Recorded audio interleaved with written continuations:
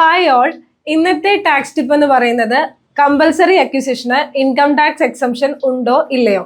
എന്താണ് compulsory acquisition? Compulsory acquisition എന്ന് വെച്ചാൽ സർക്കാർ ഏതെങ്കിലും സർക്കാരിന്റെ ആവശ്യത്തിന് വേണ്ടി പണം കൊടുത്ത് വസ്തു കൈവശപ്പെടുത്തുന്നു.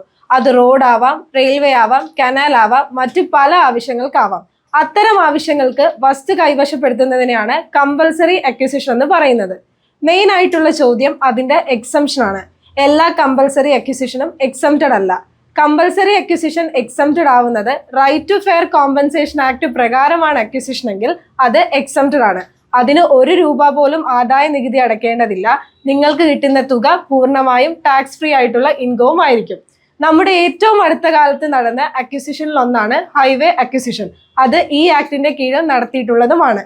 അപ്പോൾ കോമ്പൻസേഷൻ ഓർഡറിൽ ഈ ആക്ട് പ്രകാരമാണ് അക്വിസിഷൻ എന്ന് പ്രത്യേകം പറഞ്ഞിട്ടുണ്ടെങ്കിൽ അത് എക്സംപ്റ്റഡ് ആണ്. അല്ലാതെയും ധാരാളം അക്വിസിഷൻ നടക്കുന്നുണ്ട്. അത്തരം കേസുകളിൽ മറ്റ് അക്വിസിഷൻ പോലെ മറ്റു വസ്തു കച്ചവടം പോലെ തന്നെ അതൊരു ട്രാൻസ്ഫർ ആയിരിക്കും. അതിന് ക്യാപിറ്റൽ ഗെയിൻ ബാധകവുമായിരിക്കും. അത്തരം സാഹചര്യങ്ങളിൽ TDS പിടിച്ചതിന് ശേഷം മാത്രമേ കോമ്പൻസേഷൻ തുക നൽകാറുള്ളൂ.